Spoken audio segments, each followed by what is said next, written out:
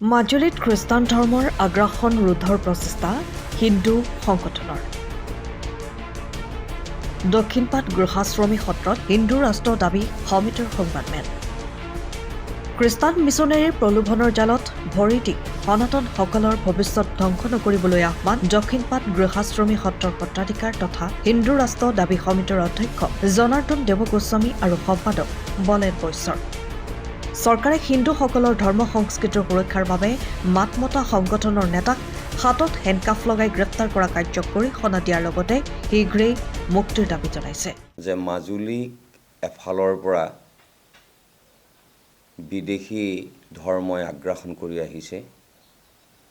কোনোটোৱেই কম নহয়, খ্ৰীষ্টান মুছলিম দুয়োটা ইতিমধ্যে সমসাময়িকভাৱে আগবাঢ়িছে। ৩৬খন সত্ৰৰ বিপৰীতে বৰ্তমান শতাধিক গীৰ্জাই মূৰ দাঙি উঠিছে মাজুলীত, আৰু ৪১ কোটি টকাৰে মছজিদ নিৰ্মাণৰো কুচকাৱাজ চলি আহিছে।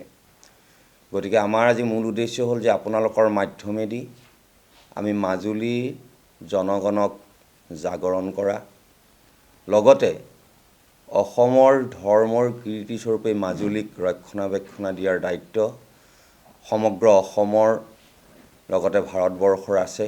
গতিকে সচেতন মহললৈ আজি এই সংবাদমেলৰ মাধ্যমেদি আপোনালোকক আমি এই কথা অৱগত কৰিছোঁ। লগতে আমাৰ যিসকল ধৰ্মাধিকাৰ আছে তেখেতসকলেও ইয়াত উদ্যোগ গ্ৰহণ কৰিব লাগিব, যিহেতু তেখেতসকলৰ শিষ্য প্ৰশিষ্য আদিয়ে মাজুলী ভৰপূৰ হৈ আছে। মাজুলী শংকৰদেৱ মাধৱদেৱৰ মিলন ক্ষেত্ৰ, ইয়াত সত্ৰ সংস্কৃতি এক উল্লেখনীয় দৃষ্টান্তমূলক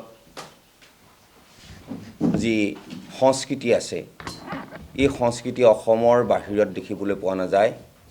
এই ধৰ্মান্তৰণকৰণ, এই ধুৰন্ধৰ খ্ৰীষ্টানসকলে, এওঁলোক আমি ধৰ্ম জেহাদী বুলি কওঁ, এওঁলোক উঁইপোকৰ দৰে এওঁলোকে ক্ৰমান্বয়ে লোভ আৰু প্ৰবঞ্চনাৰ জৰিয়তে আমাৰ এই ভাই ভনী জনজাতীয় লোকসকলক লোভাতুৰ কৰাই এওঁলোকে ধৰ্মান্তৰণ কৰিছে।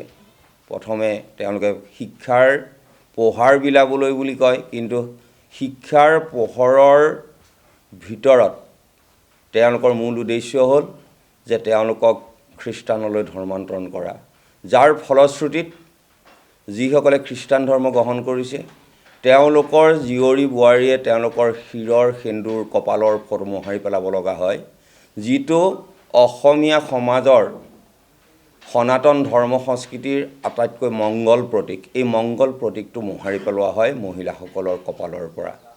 তেওঁলোকৰ প্ৰথমতে তেওঁলোকৰ নাম উপাধি চেঞ্জ কৰিবলৈ লৈছিলে, কিন্তু বৰ্তমান তেওঁলোকে এটা কৌশল অৱলম্বন কৰিছে যে তেওঁলোকৰ উপাধি আৰু নাম চেঞ্জ নকৰাকৈও তেওঁলোকে ধৰ্মান্তৰণৰ কৰণত বলি হ'বলৈ বাধ্য কৰাইছে। আৰু তাত মদ মাংসৰ বেহাৰ সিঁচৰিত হৈ পৰিছে। গতিকে আপোনালোকে কালি খ্ৰীষ্টমাছত নিশ্চয় আপোনালোকে তাত উপস্থিত আছে, আপোনালোকে নিশ্চয় সেই কথা লক্ষ্য কৰিছে। মাজুলীত কেৰলৰ ধনে কালে মুখৰিত হৈছে, কিন্তু য'ত দেৱ দেৱীৰ স্তৱ কবচ আদি শুনিবলৈ পোৱা যায়, মহাপুৰুষ শংকৰ মাধৱৰ বৰগীত, দেৱ দামোদৰৰ সৃষ্ট সত্ৰৰাজিত সম্পূৰ্ণ ঘোষা কীৰ্তন আৰু বিগ্ৰহ পূজনৰ যি আহিলা স্বৰূপ, এই সকলোবিলাক তল পেলাই কেৰলৰ ধ্বনিত মুখৰিত হৈছে বৰ্তমান মাজুলী। গতিকে এই যি পাশ্চাত্য শিক্ষা তেওঁলোকে গ্ৰহণ কৰিছে, ইয়াৰ ফলত আমাৰ সংস্কৃতি অৱনমিত হৈছে। যিহেতু এই সংস্কৃতি যেতিয়াৰ পৰা অসমত পোহাৰ মেলিলে তেতিয়াৰ পৰা আমি দেখা গ'লোঁ যে আমাৰ বৃদ্ধাশ্ৰমৰ সংখ্যা বাঢ়ি গ'ল। আমাৰ সনাতন ধৰ্ম সংস্কৃতিয়ে কৈছে যে পিতৃ মাতৃক সেৱা কৰা, শুশ্ৰূষা কৰা। বৃদ্ধ পিতৃ মাতৃসকলক এতিয়া লাহে লাহে সেই পাশ্চাত্য সংস্কৃতিৰ শিক্ষাৰ মাধ্যমত অহা নতুন পুৰুষ নতুন নাৰীয়ে বৃদ্ধাশ্ৰমৰ ব্যৱস্থা কৰি পিতৃ মাতৃক অৱহেলা কৰা আমি দেখিবলৈ পাইছোঁ। গতিকে আমি আপোনালোকৰ মাধ্যমেদি মাজুলীত বিশেষকৈ খ্ৰীষ্টানিটি আগ্ৰাসন ৰোধ কৰাৰ উদ্দেশ্য লৈ মাজুলীবাসীক আমি ওলাই আহিবলৈ কৈছোঁ। এই কাৰণে ওলাই আহিবলৈ কোৱা হৈছে যে যেতিয়া গণজাগৰণ হ'ব, ইয়াত চৰকাৰ বা প্ৰশাসনে আমাক কোনেও বাধা দিব নোৱাৰে। চৰকাৰ আৰু প্ৰশাসনে আমাক সুৰক্ষা প্ৰদানো কৰিব নোৱাৰে। তেওঁলোকে ধৰ্মান্তৰণ ৰোধ কৰিব নোৱাৰে যেতিয়ালৈকে সংবিধান সংশোধন নহয়, যেতিয়ালৈকে ধৰ্ম নিৰপেক্ষ শব্দ সংবিধানৰ পৰা আঁতৰ কৰাব নোৱাৰিব, তেতিয়ালৈকে চৰকাৰে ইয়াত আমাক ফলপ্ৰসূ আঁচনি গ্ৰহণ নকৰে বুলি আমাৰ বিশ্বাস।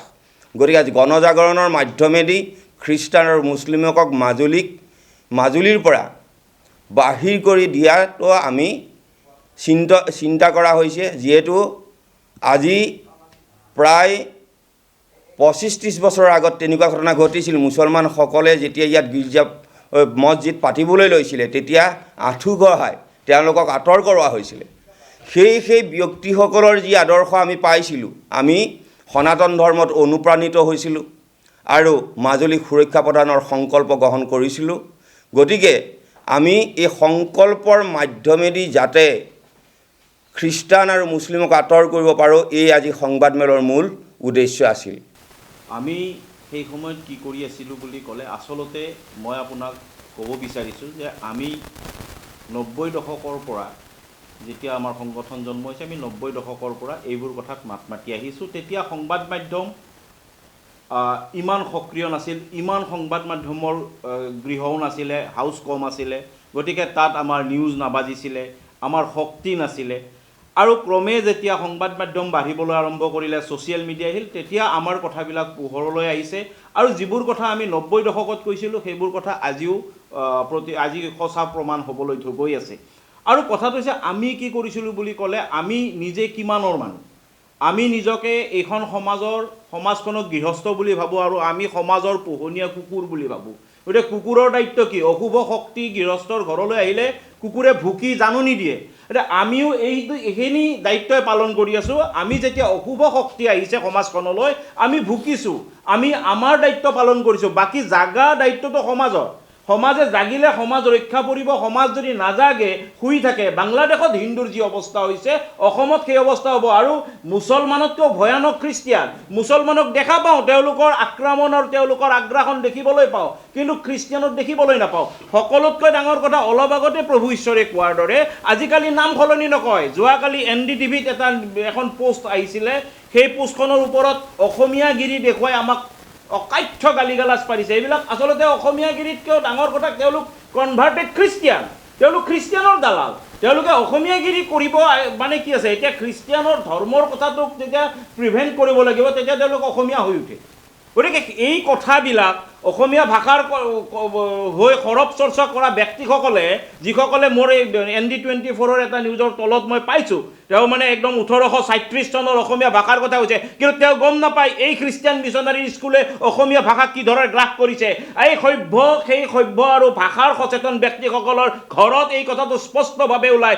69 মানে কি পাপা, আৰু সেইজন পিতৃয়ে বুজাই দিয়ে 69 বেটা। গতিকে এই সংস্কৃতিলৈ আমি গৈ আছোঁ, ধ্বংসৰ মুখলৈ গৈ আছোঁ। কোনোবাই খ্ৰীষ্টিয়ানৰ দালালে অসমীয়াগিৰি কৰি আমাক ক্ৰিটিচাইজ কৰক, আমাক গালি পাৰক, সেই কথালৈ আমি ভ্ৰক্ষেপ নকৰোঁ। আমি কৈছোঁ আমি সমাজৰ কুকুৰ। শেষ বিন্দু তেজ থকালৈকে আমি ভুকি থাকিম, খ্ৰীষ্টিয়ানৰ দালালি বন্ধ নোহোৱালৈকে আমি ভুকি থাকিম। একেটা বস্তু একেটা ভুৱন গামে কোৱা বুলি ক'লে ন, ভুৱন গামে একে কথাটোকে ভুৱন গামেও কৈছে, সত্ৰাধিকাৰে অৱহেলা কৰিছিল, সত্ৰাধিকাৰে ঘীন কৰিছিল, এই কথাটো কোৱা বুলি ক'লে। সেই কথাষাৰ সেই কথাটোৰ কাৰণে মানে কি হ'ল, সেই যি মানে অস্পৃশ্যতাটো যিহেতুকে মানে জনজাতিসকলৰ অস্পৃশ্যতা বুলি মানিবলৈ ল'লে মানে ক্ৰমান্বয়ে, সেইকাৰণে খ্ৰীষ্টানৰ আগ্ৰাসনটো বেছি হ'ব ল'লে জেঙাইমুখ যিখন জনজাতি প্ৰধান অঞ্চলসমূহ উজনি মাজুলী।